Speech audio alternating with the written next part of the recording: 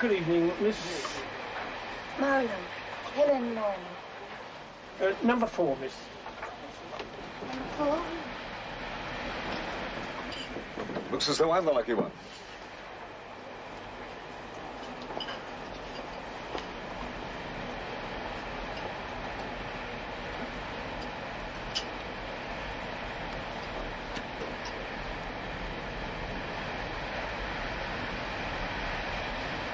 Name's Mallory. Bob Mallory.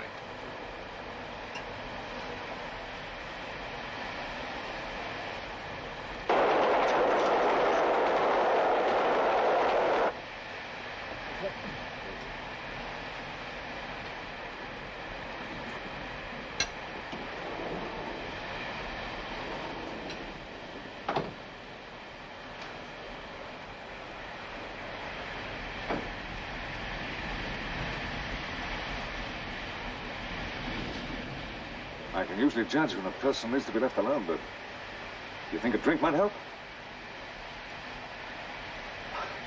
Not a drown your sorrow, wake up tomorrow feeling like hell sort of drink, just a socially warming glass of wine.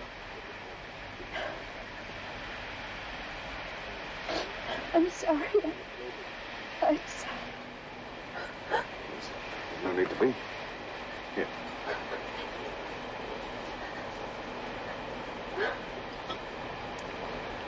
They say that tears are supposed to be good for the eyes. It cleans and refreshes them. Makes them more sparkling and beautiful than ever before. You must cry a lot. You're strange. I knew I shouldn't have packed that kangaroo. What about some wine?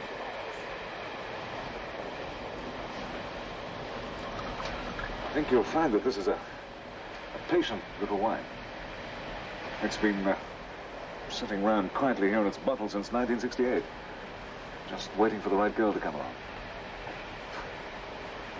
Speaking only for the wine you'll understand, I'd say that patience was a virtue.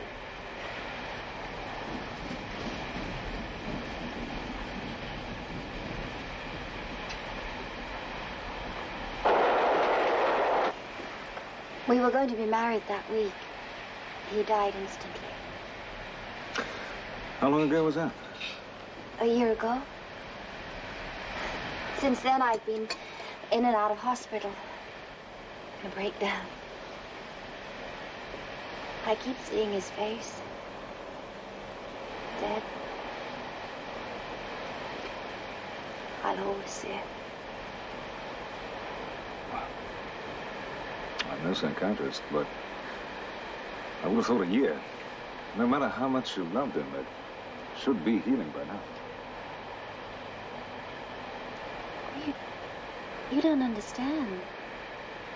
I was driving the car. I killed him.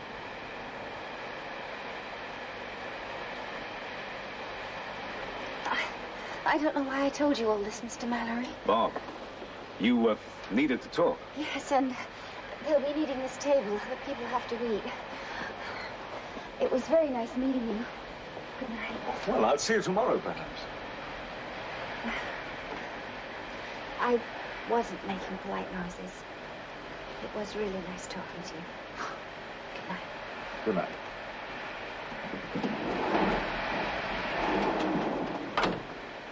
I shall follow the potage du jour with the most digestible fillet of meat you can find in your kitchen. I shall require it to be lightly dusted with black pepper and a soupçon of salt, and then grilled. Grilled, not fried, mind. For 45 seconds on each of its flatter surfaces. Not 44, not 46, but 45, precisely. You may bring with it such vegetables you may have stewing. I doubt if I shall eat them, but the mere sight of them, sad and soggy in their respective dishes, may make the meat taste by comparison not better, because the word better implies an optimism I do not truly feel, but it may make it taste edible. Yes, sir.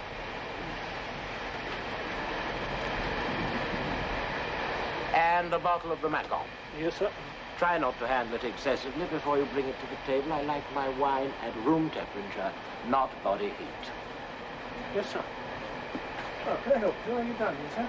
No, I've eaten, thank you. Ah, my bloodhound, Barclay. Oh, may I call you D13? You may join me for a glass of sherry if you wish, but not for dinner. I prefer to dine alone. Particularly as you have the expression on your face of a man who has just had a wall fall on him. I was wondering, sir. Encouraging. To wonder is to question, and to question is the first sign of a developing intellect. That kerfuffle with the American girl. Kerfuffle. Kerfuffle is a word I do not recognize. It sounds like a dance for two persons, probably at its most popular at the end of the late 20s. But if you were to substitute mêlée, contretemps, or even misunderstanding. Misunderstanding, sir? Well, of course, that's what it was. That poor, deluded girl imagined me dead, and even you can see, Barclay, that I am not dead. Mind you, I have not yet eaten the dinner. It's funny, though. If you find it funny, Barclay, then your particular sense of humor eludes me completely. Yes, sir. Have you remembered this yet? Remembered? I'm terribly sorry, madam, but I do not... It's madam again, is it? Oh, you have changed. You're not the same man at all. Not anymore. I should like to carry you out to the Baroque stand. That's what you said to me in the Bois de Boulogne.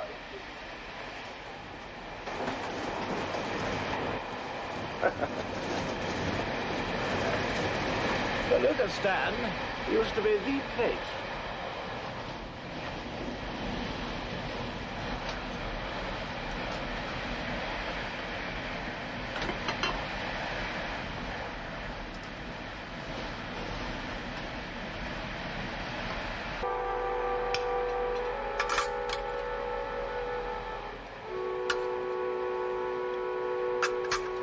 Everything to your liking, Mr. Vance?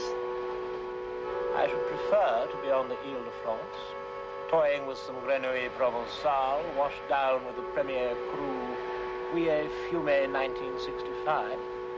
But the soup was just this side of mediocre. You may quote me. Yes, sir. Is it customary in this establishment to offer compliments to the chef? Well, sir, it doesn't happen often. Oh, you surprise me. Sir? That it happens at all. Something wrong with the meal, sir? If you asked me if there was something right with the meal, then my reply would be shorter. That I could summarize. The plates upon which it was served were to the casual scrutiny clean and of reasonably robust porcelain, and the knife was sharp, but quite unfairly matched against the steak. You may unwittingly have stumbled upon the greatest discovery since penicillin, a substitute for plastic. I don't suppose you have a cigar. It couldn't be classified as disgustingly nasty. There. See? That's better. The poets may wax idyllic about the balmy night air, but as far as I'm concerned, it's good for one thing only: pneumonia.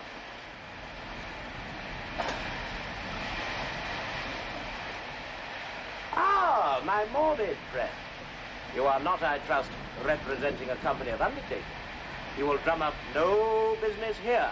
Longevity is on my side. My father lived until he was 110, and even then we had to finally shoot him. A joke. Note it, I seldom make jokes.